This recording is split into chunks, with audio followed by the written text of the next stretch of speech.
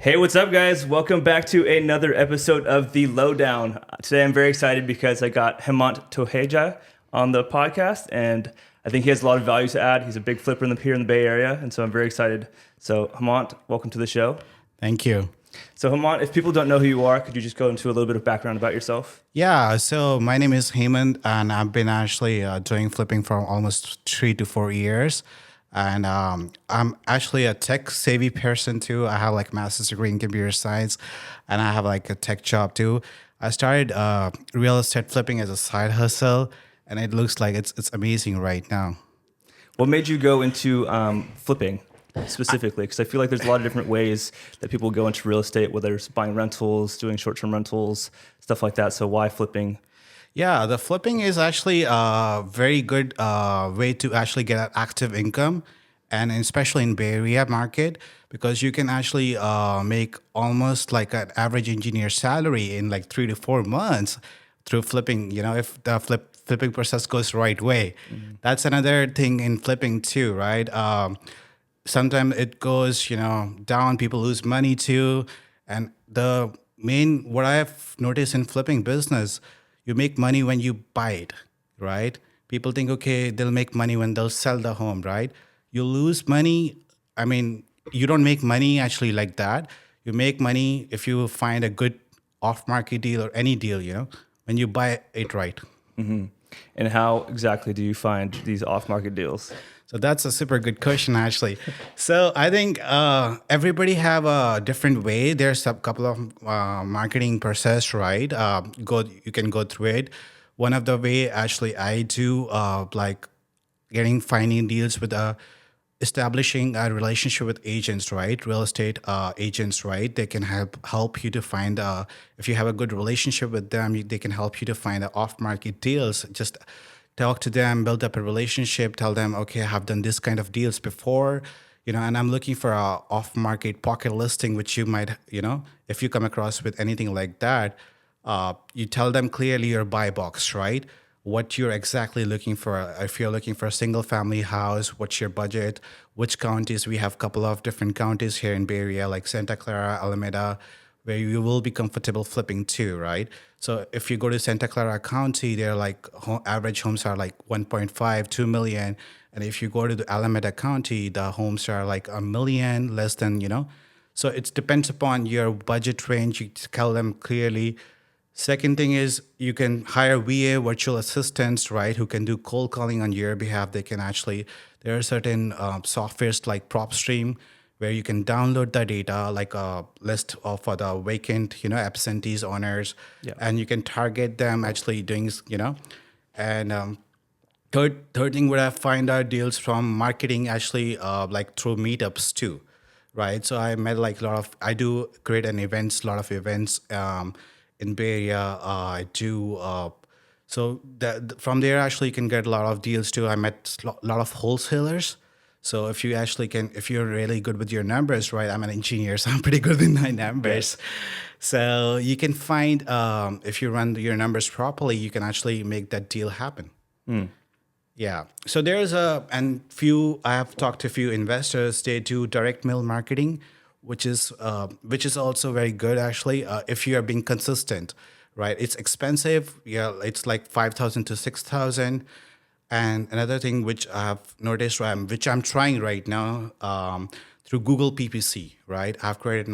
Being a tech savvy, I've created my own website, trying to run through Google PPC ads, which could be expensive for if you're a new time flipper, fresh flipper, fresh out of the board. So it could be expensive, but yeah, if you're making like having a continuous, it's like reinvesting in your business back. Yes. So for people who don't know what PPC is, could you just talk about what that is? It's pay per click basically. So what happened when Google runs your ads, like when you go, for example, I want to sell my house fast in like Hayward or Mountain View, right? Your website will be coming on the top of that Google search, right? And when you click, you can basically, but it's a very competitive market too, right? So you can actually see the ads there. So do you run your own PPC ads or do you hire a company that does it? So I hire actually a company right now who can run a Google PPC, but I have done my own. I have run the ads. I monitor the ad campaign basically. Got it. Okay. Yeah. So if you're a brand new, I mean, it seems like a lot of these cost money, especially like the PPC and the other like VAs and running the other software. If you're just getting started, what would you say is the best one? I think the best one I would suggest you actually driving for dollars too. That's another best thing. Okay, if you go see an ugly house, right? Just go ahead and do it. Knock the door and ask. Okay, are you seller, right? Are you interested in selling your house, right?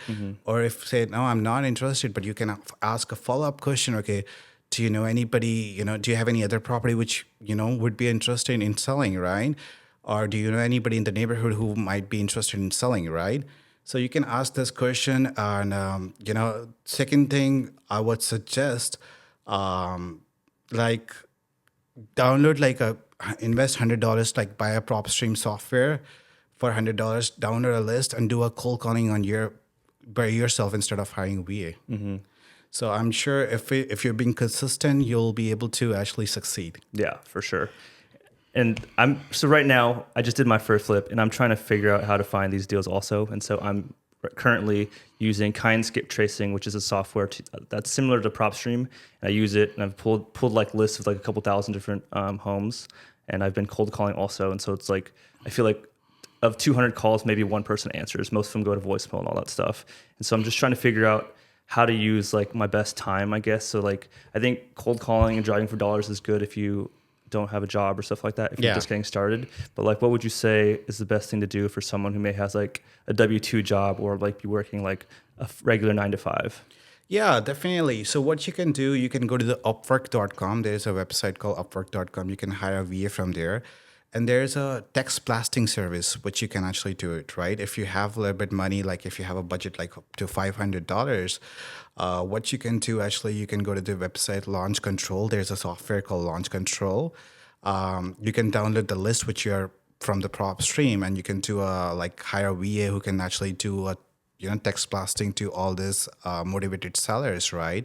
With the list which you have. That would be the best way. Second thing is go on the meetups, right? Events, right? Talk to the wholesalers and agents, right? There are so many people or other investors too. Sometimes other investors wants to offload their property, right? Portfolio, right? So they might actually help you to, bring you a deal. Okay. How would you say, or how much would you say you get like deals from each different thing? Like which one do you think is the most successful? The most successful deals, I got it from my Facebook group. I have a whole Facebook group called Bay Area Real Estate Investor Club. The best part of that Facebook group is people post a lot of deals every day, actually. So I started as a fun that group. I was trying to bring value to people. I was always asking questions. Okay, how can I improve this group, right? Because there are so many other Facebook groups too. What I've noticed that there's a lot of spammers over there. They've been actually posting all that crap, on these Facebook groups, right? So it's not bringing value to them, right? So and everybody's busy in their life, right? How we can actually, I always ask people, okay, how I can bring value to you in life, right? Or how we can make money together, right? Yes. So that's, if I'm with you, I want to bring some sort of a value to your life, right? I want to make sure, okay, we both succeed together, right? It's going to be a win-win situation for both of us, right? So I always ask, so we created this community, right, where I was bringing top-notch investors, top-notch speakers. Like we did one of the biggest event, like where like almost 250 people were there, which was sponsored by Vanguard, and it was like Airbnb short-term rentals, right? So there were so many, we had nice, amazing food and drinks, and it was helpful too. People want to know about the Airbnb investing too, flipping investing. I brought a couple of good speakers, right? And yeah, so the future plan is to, that helps a lot, right? Once you make up a brand value, people know what you're doing. Yeah, real estate is all about, telling people, okay, what you're doing, right? Yes. So it's all about helping people, but it's like, and people bring value to, if you bring value to them, they'll bring back deals to you too. Yes. What I've noticed that. Yeah, I agree completely. I think when you bring value to the world and just other people and you just do it unconditionally, eventually the world and universe gives it back to you. Yeah, it's like a karma. Yes, 100%. Yeah, so like he was saying, I think that you got to really tell people that what you're doing, especially whether you're doing it on social media, posting about just the daily things you're doing, or just doing events like he was saying. I think that's extremely important, especially because if you're trying to get investors eventually, like if you are posting something and nobody knows what you're doing, why would they invest with you? Yeah. So I think that's how I've seen actually big. If you see Ryan Potato or all these big investors, right? They're pretty big on social media, right? So right now I feel like we are in this generation where Instagram, Facebook, everything is there. So we need to be on social media. We need to have our brand value, right? So if people knows what you're doing, they'll bring deals to you right now. That's what I'm getting deals on Instagram too these days. Nice. That's awesome. So Yeah. do you still feel like you're prospecting a lot, or do you feel like now you're at the point now where people kind of just bring you deals all the time? Yeah, so it's like they bring deals to me actually mostly, but I keep always also actually putting effort to find the deals too, right? Sometimes because now I'm picky actually, so that's how it is, right? Before I was thinking, okay, maybe I should buy this deal. Now I get like almost in a week 100 deals. Wow. Yeah, so I need to be picky, right? So at least because doing like when you have a W-2 job, you need to make sure, okay, you actually buy a deal where the numbers really make sense. For example, I recently did a deal in Fremont, right? So where I bought this property in December 20, like last year, December, I bought this property for 800K, right? So I was really picky on that. I knew that this is a really good location. So I did a pretty good flip. I rehab it for 100K, and I sold it after like 3 months, 4 months, for 1.32. Wow. So it's like a 400K, dude, like straight away, right? Sorry to interrupt. What did you have to do for the deal as far as like renovation and stuff like that? So we did actually all this new kitchen. Like basically it was like a like by like flip, which is like, okay, you do kitchen remodel, you do actually bathroom remodel. And it was 3 bedroom, 1 bath. So it was not that too hard. Refurbished the whole floors, right? And redesigned the whole kitchen, new cabinets, new countertop, redesigned the bathroom, new tiles, everything just like, and landscaping, right? Brand new garage door. So it's like a modern contemporary kind of a house, which people really like. I've noticed that white and black, which is really trendy right now. So I try to follow design ideas too, right? What people really like. I follow on Pinterest and try to actually see what other designers are doing too, so that you can actually fetch new ideas. Because I think flipping is like it's a big game, right? I think if you have a good product, it sells actually very quickly, right? And people want to pay you a top dollars for that too. Yeah, I think you definitely have to be aware of what's selling in the neighborhoods. So for instance, for our flip in El Cerrito, we actually went with white and black paint also. And it turns out that no one really liked that, to be honest. Really? Yes. And so in El Cerrito, it's right by Berkeley. Our realtor, who is very popular in that area, she said that you need a lot more charm, especially in that area, because it's like similar to Berkeley, where all the houses are super colorful, very earthy, and all this stuff. And so I think it's definitely very important to obviously be aware of what's the most popular, flips in the area. No, I think I have challenges too. So I don't know if you know anything about Vastu or like Feng Shui, right? So people like I got 3 offers before on that deal in Fremont. Like it should be like a northeast facing, right? So it's always challenging. There are always challenges too, right? So I got almost pretty good 1.45. On that house, right? But they back out because of the direction of the house, right? Where the kitchen is there. So they're gonna be always problem, right? So it's just that's how it is, right? Recently, in my one of the flip, right? I'm just currently doing one project in Pacifica too, right? About a single family home right now, where my contractor ran away too. So even the best sometimes fails too, man. So it's like you learn from your failures. It's okay, and that's how it is. And success tastes better actually after the failures. Trust me. Yeah. So I want to go back to, I guess, where it all began. And so you're in cybersecurity, right? Yeah. And so how did you always have this mindset that you wanted to get into investing, or I guess just walk me through like what got your mind into like real estate in general? So I read this book, Rich Dad, and Rich Dad Poor Dad. Rich Dad Poor Dad, right? I thought, okay, I was always like, that makes, helps you like I think I'll recommend everybody actually to read that book, right? I like reading books too. So I always recommend always recommend about that if you're very pretty brand new in, investing, you don't know what is the difference between asset and liability, right?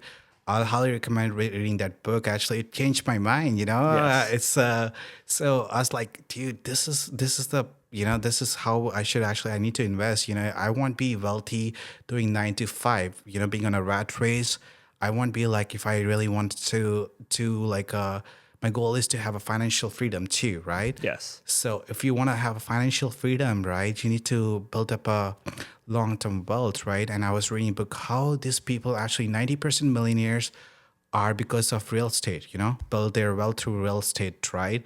So I've been reading about it, how actually I can monetize, so what I do actually, I have like capital coming from flipping, right? And now I reinvest that money in my rental portfolio, Airbnb. I'm trying to have this project specific as Airbnb. I think that would be great. You can actually have a lot of tax benefits too, like a cost segregation because we both are in W-2, right? So if you show 100 hours in Airbnb, right, you can write off like a lot of taxes too. So many of people doesn't know about this, right? Tax loophole, right? So that helps. Yeah, for sure.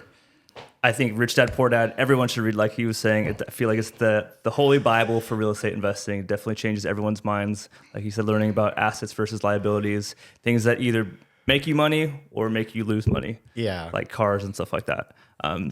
So just going through your first deal, I feel like especially here in the Bay Area, it's very expensive to do a flip. So did you have a coach or mentor or anything like that for the very first one? I just kind of want to hear about everything for your first deal.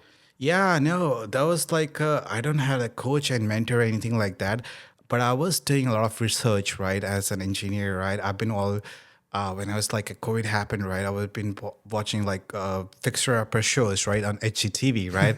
I've been actually watching a lot of flippers shows on YouTube too, right? And I remember one girl actually. I think she's very popular in Bay Area too. Her name is Elisa. If you have seen her channel, Transform Real Estate, Yes. right? So I was watching her videos too. I thought, okay, so yeah, so it was there was always challenges, right? And flipping is not like a easy thing. Actually, people think actually, okay, I was like, okay, dude, this is not happening. It's in TV show. They don't show like this, No. right? They just show the numbers, right? If you see Tarek, I don't know if Tarek Al Musa Yes. shows, right?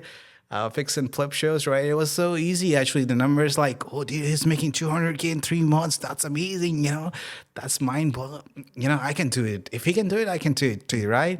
But it's not easy, but it's like you have to be patient, And one thing I've learned it, you have to have a good team.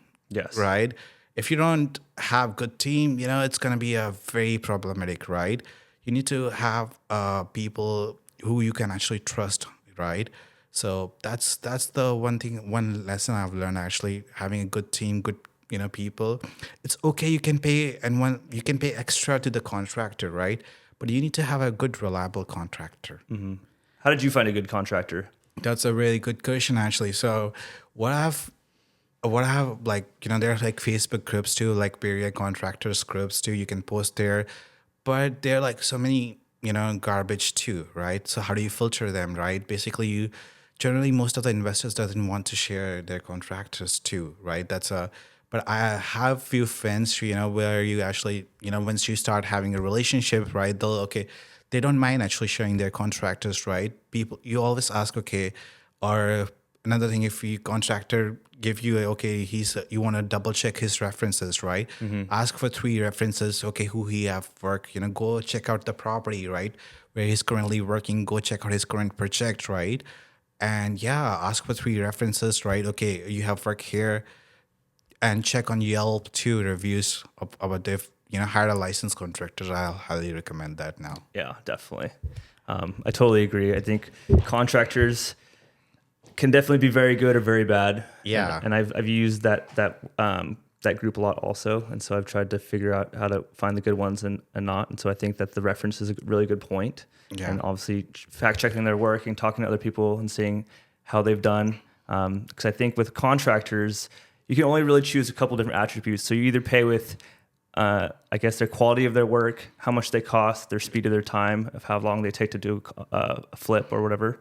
And I think you can only get like 2 of 3 of them. I don't think a contractor has all of them. What's your Yeah. experience with that? Do you think a contractor can be super fast, be a really good price, and have really good quality of work? No, I think you get all those too. I feel like too. I think that's all you have. They'll always give you an option, right? You have to choose 2 of them, right? What do you really want, right? So I feel, yeah, that's the truth, man. So how many flips a year are you doing right now? I'm doing 3 to 4 flips right now. I'm not doing too much right now. I'll rather actually, my motive is like having quality flips rather than quantity. I have changed my mindset right now.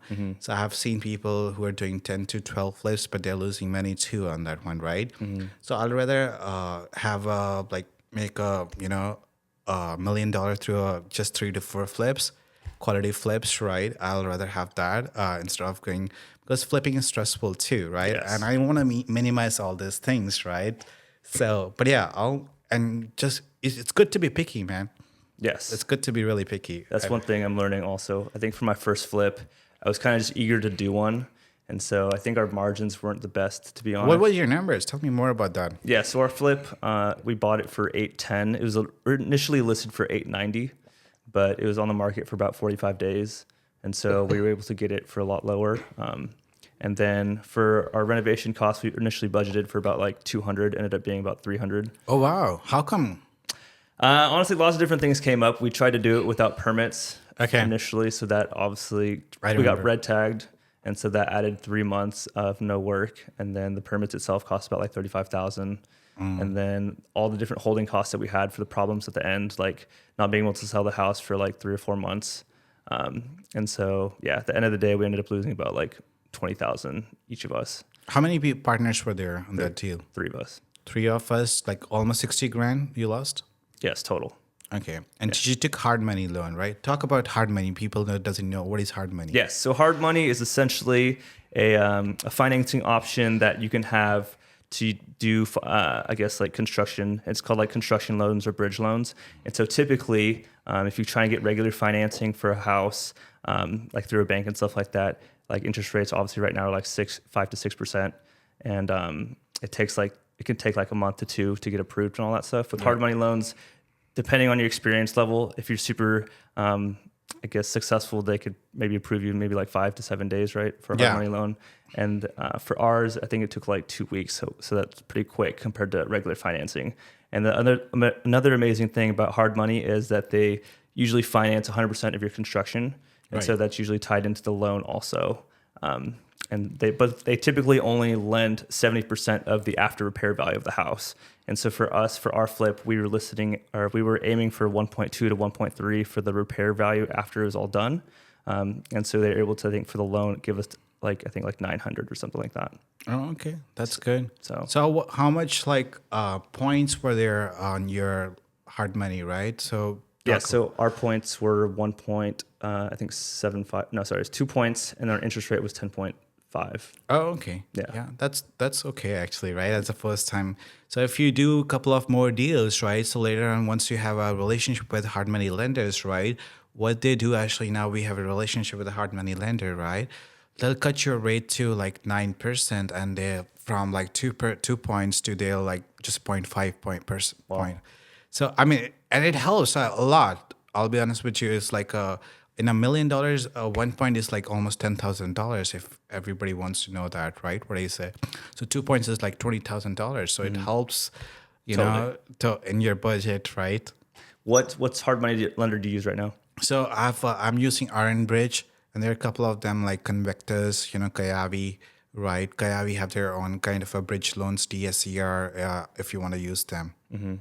Do you, for Convictus or Iron Bridge, do you need like 2 or 3 flips done before they actually like give you those? Yeah, that's how it works. Actually, they ask you how many flips you have done, and it should be on that same LLC, right? Mm-hmm. Or if you have done with a partner with anybody, right? You can actually share both of your LLCs too. Mm-hmm. So they always ask, okay, how many? If you have done 2 or 3, they'll give you a good rate. If you have done like more than 5, right? That's their, then they'll give you better, amazing rates too. Mm-hmm. Do you do all this stuff by yourself, or do you have a whole team? Yeah, so I have a team actually for but I'm like more like a one-man army. So that's what they call, right? So yeah, I have a team actually. It's always like if you really want to grow, this business, right? You need to have a good team, right? Yes. So I have a couple of good people in my team, like, like a good handyman, good, if something goes bad, right? Because I think if I don't want to use, uh, if something happens, right, quickly, right, I have a couple of good people. But yeah, in overall my journey, right, I have met really nice people also through this Facebook groups, right? We have nice friends now. There's a very famous thing, actually, show me your friends and we'll show you your future, right? Yes. So if you surround yourself with the 5 people who are like millionaire in your group, right, you'll be you'll be the sixth millionaire. Yes. It's always it helps you actually, right? It's to make your mindset like that, right? But having a positive mindset is very important, right? That's what I've learned actually from hanging out with these people, right? So I met really good friends from this Facebook groups, right? They're starting this community, right? And all they are like they help actually. They are like millionaires, but they're down to earth, humble. They want to help. So it's kind of a good thing. Yeah, I agree. I think that you really have to surround yourself by like-minded people, and I think you become the average of the 5 people you hang around the most. And so I think it's important to, if you especially want to level up, obviously you want to be the small fish in the big room. Yeah, be the dumbest in the smartest room. Yeah. I definitely will try to be that person all the time. I don't know shit, but I'm trying to be in that room for sure. Yeah, I'll try to be like, it's like I've always been like, okay, I always have that attitude, like, I want to learn this thing, and be open minded, right? That's what I've learned. It's okay. Nobody wants to show, okay, I've done this many things, I make this much money. I don't mind actually, it's okay. And what I've seen when you hang out with these people, they're pretty humble. They don't want to disclose everything, but they'll help you too, right? They're really nice people. What I'm at actually the last 4 years. That's how I'm, and they were like, my contract ran away, I asked them, okay, what should I do if I have issues with the title, in a flip, right? There was like a probate deal, right, where we have title issues going on, right? So they told me, okay, you should work with this title agent, company there, and they can try to, give you like a title insurance, right? So they help me actually. That's how you succeed, right? You have to tell them your problem, okay, but you need to have a good quality friends. I don't have too many friends, but I have few friends who I can rely on that, right? So I'm more always being a quality person, right? And that's why I do actually 4 to 5 deals, 3 to 4 or 5 deals, whatever you want to do. But I'd rather, just be with a good hang out with them actually, and just try to learn from them too, right? And they're like I have one of my friend actually, he's like doing 10-15 million dollars deals, you know. Wow. Yeah, so they've been doing a lot of. I met this guy and he's doing like apartment syndications, which is another thing, So he have done like 200 doors, right? We hang out always. We say, okay, how we can actually bring value to you, right? I can help you raise money in funds if you want me to in future, right? That's the goal. Right now the rates are really high, so the multifamily market is kind of slow right now. It's kind of dead, right? So people have kind of capital calls too, but in future, if the rates are right now cutting, right, like they just reduced 50 bps, right, recently. So yeah, so multifamily is a long-term game. That's another goal. I want to do that, and I want to do development too. Yes, that's awesome. So right now you said you're doing about 3 to 4 flips per year, and you said on average you're probably netting like 200 to 500. And so you're getting about like $1 million a year from your flips, right? Yeah. Okay. Sounds great. I want to hear about a loss. Lost too. Yeah, I've lost actually. So it was my first time my deal. I'll be honest with you. I met wrong people too. So I trusted somebody actually. Like when I didn't met. I got a deal actually. I found a deal actually. And This is your first one? Yeah, super first one actually. I was like super noob. I didn't know how to. One thing I always recommend people to, if you want to do a joint venture agreement or something like that, do in a written.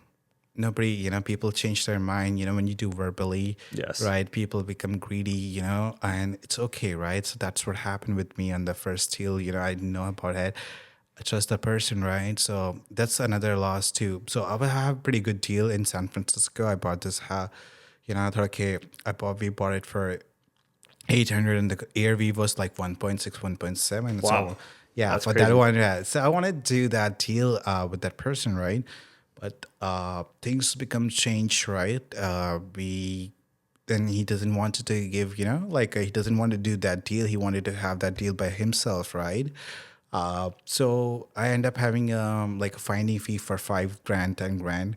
But it was a good learning experience because we never had a written agreement that so I'll always suggest you like until unless you have a good really good that person.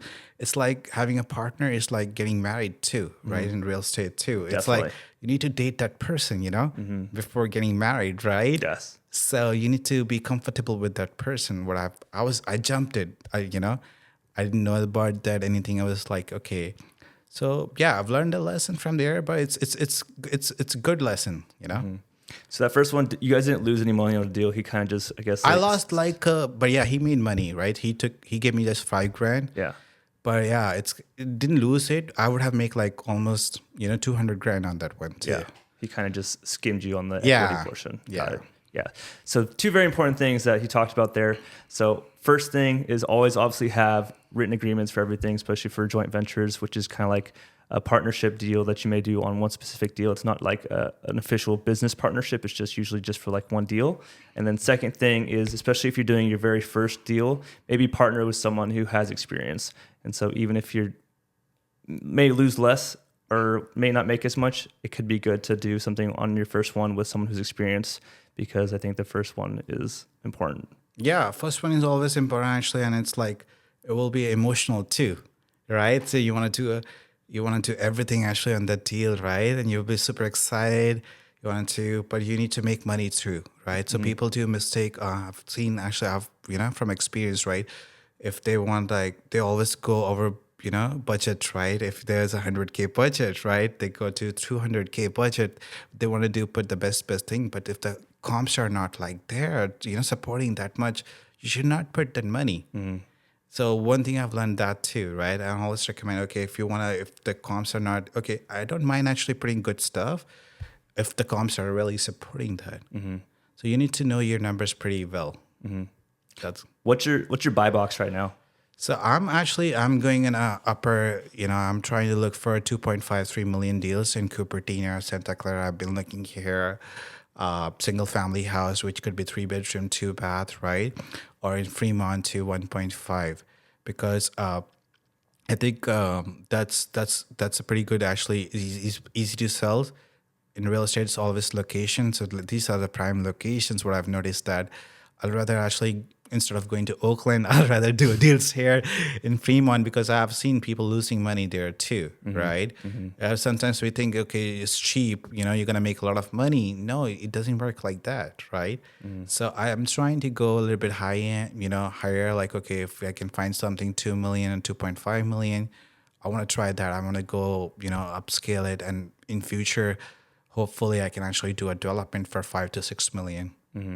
That's the goal. Yes, it's a great goal. If someone's getting started, do you think that it's okay to do somewhere outside of the immediate Bay Area? I mean, like, obviously it's very expensive here, and mistakes can be very costly. Yeah, no, definitely. I think you can do in areas like Modesto, Tracy, right? There are homes which could be 400. In Hayward also, I have seen actually homes which could be, I have done a deal in Hayward. Actually, I bought this deal for 425. So 425, which is like if you use a hard money lender, you just have to put a 40,000. That's it, 10% of that, and rest people will be taking care of that. And you can put a rehab. I just put like a rehab for 70 grand on that one, and I sold it for 735. Wow. So you can make money also here too. In Hayward, you just need to find a good deals, right?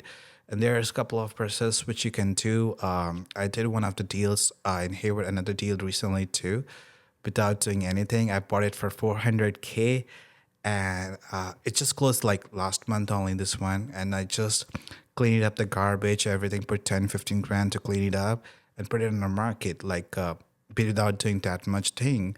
And another investor paid me like 600 grand for that. Wow. So it's like in 5 days, right? So it's you should be really good. Everything is easy. I think the most hardest part, what is finding a good deal. Yes. That's the most hardest part I have seen, actually. If you find a good deal, if you're really expertise on that, trust me, you'll be like very successful in this business. Yes, that's one thing I've learned is it's very hard to find deals, especially for flipping. You need to have a consistent deal flow because without deals, your business is dead. Yeah, and you need to keep looking always too, right? Every day, actually, when I try to wake up, I try to call like 5 to 6 agents and see, sometimes too, I'll text them, okay, do you have something? Sometimes I become like, lazy. I don't text them, but yeah, I try to I try to contact, okay, do you have something for me? You have to hustle in this business too. It's not easy, right? If you want to, people think, okay, we are making $1 million, but you have to hustle a lot too. You have to deal with this contractors drama going on, right? Sometimes contractors run away. There's like a pipe leakage happening right now. So yeah, there's a lot of work actually in the background we have to do, right? Yes. So that's how it works. What does your schedule typically look like for the cybersecurity? I'm just trying to get an idea of like how much hours you actually spend on the flipping business when you're still working at 9 to 5.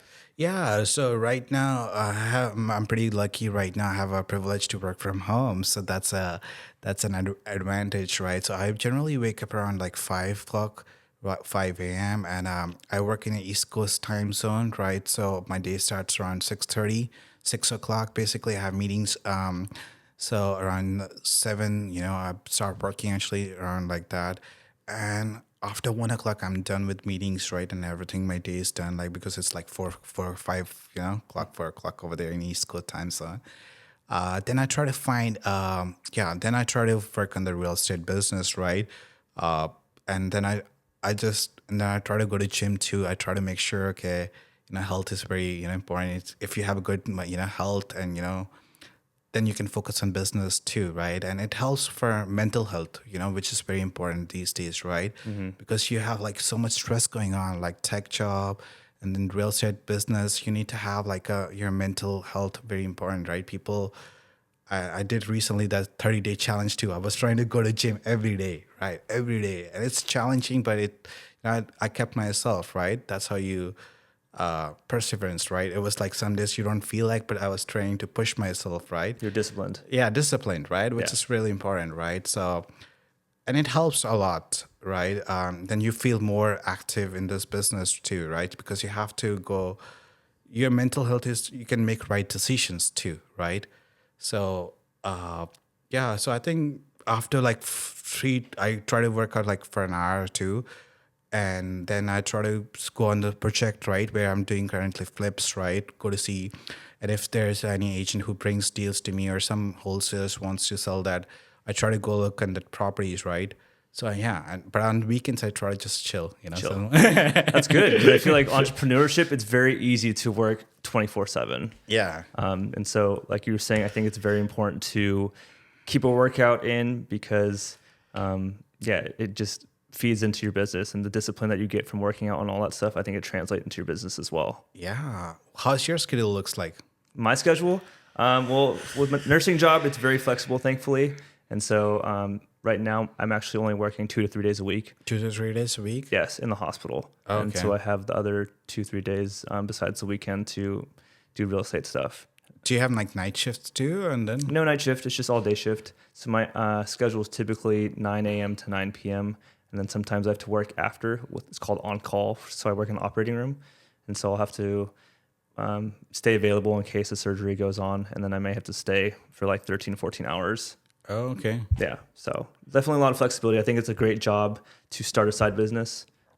Did you got a real estate license too, right? Yes. So you might have a more privilege, like you can get a deals. How did you find that deal, first deal? Off market or was it on the market? The first deal was on market. Okay. But at the time when I found it, I was not an agent yet. And so it's an Okay. agent who kind of brought it to us. Not really, but yeah. Okay. So how are you finding your deals right now? Right now I'm looking at the MLS, honestly, like every day. Okay. And so I'm trying to analyze stuff. But yeah, things on market, as you know, are probably not the best.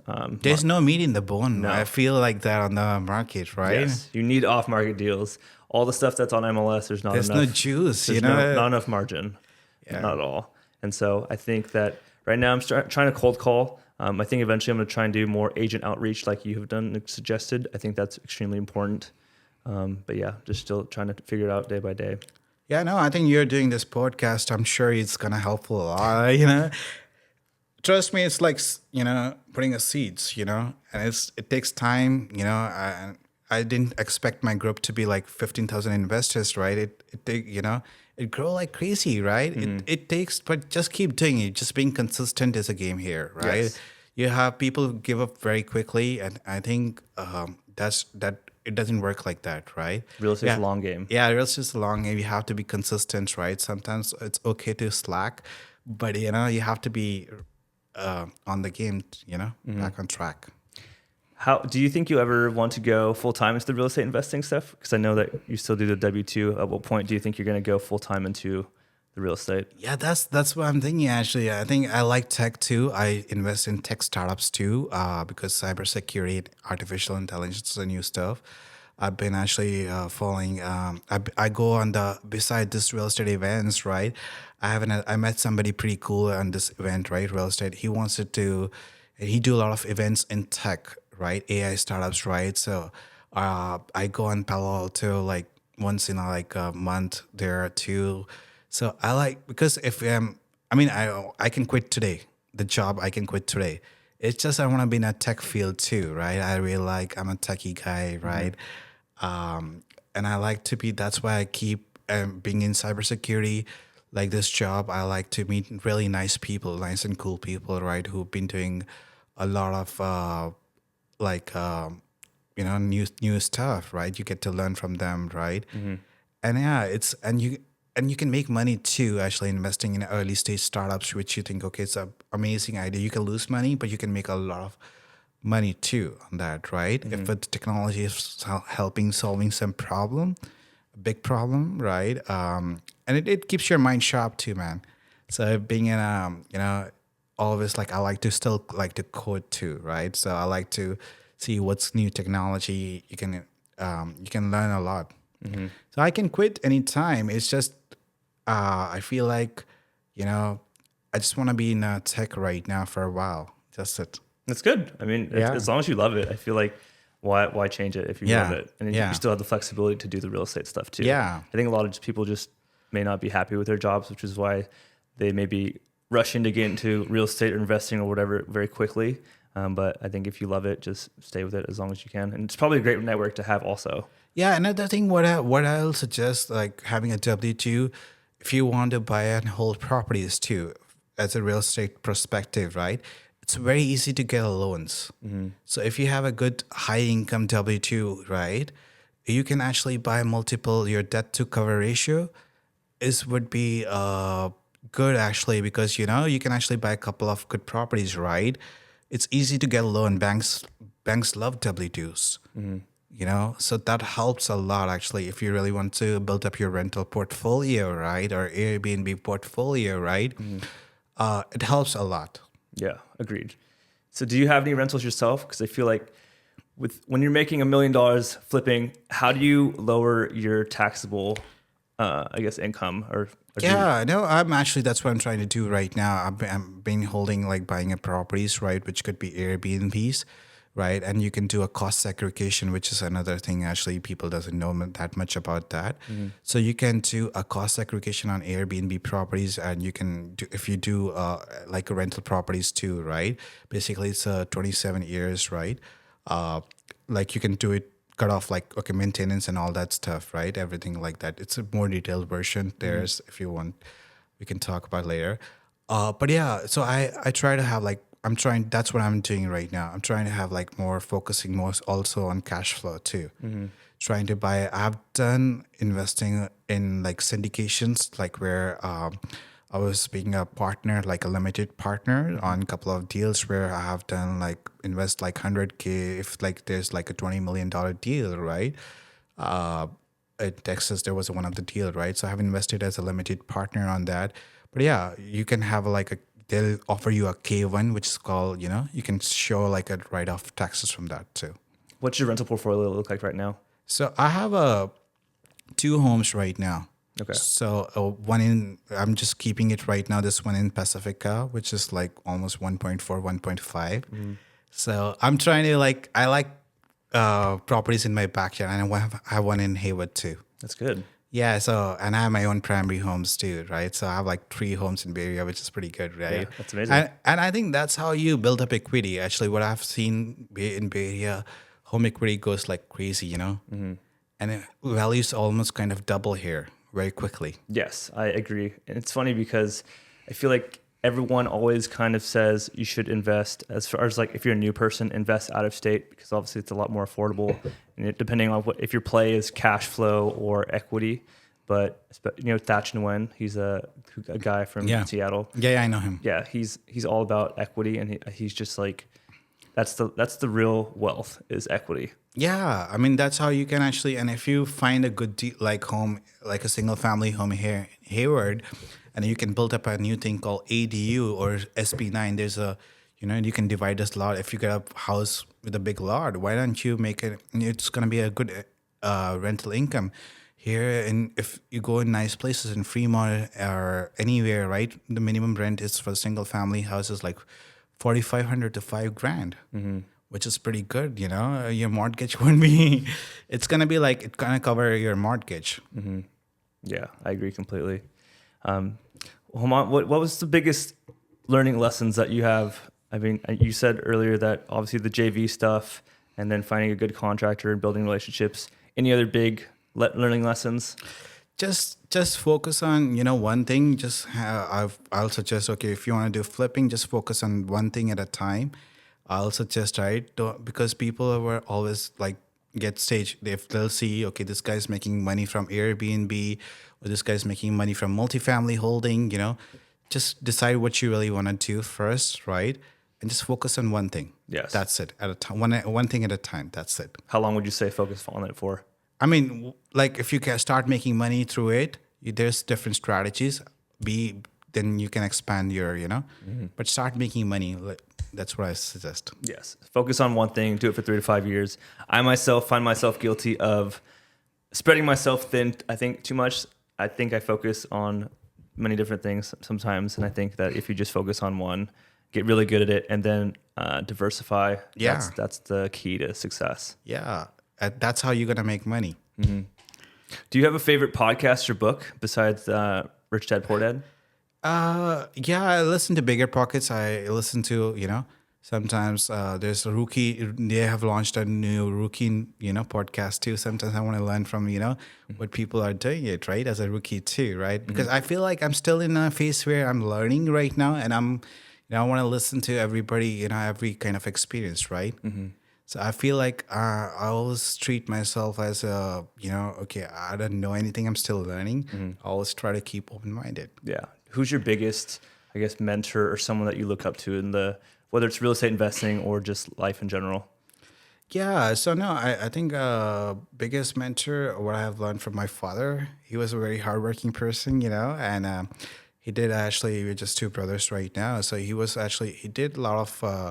I always admire him, and and he was like, I'm not from a rich family. I'm from a very poor family from India, right?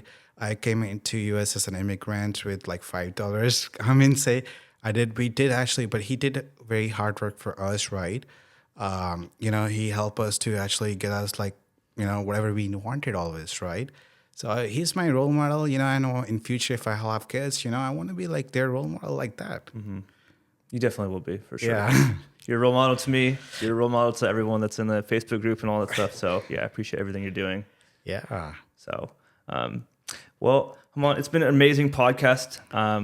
If people want to get a hold of you, what's the best way for them to do so? Yeah, they can always message me on Instagram. My Instagram is Hemant Investor, or they can actually email me. It's hemantinvestorc@gmail.com. Awesome. Well, everyone, thank you for tuning in. It's been a great episode. Hope you guys found some value. And yeah, thank you guys. Tune in for the next one.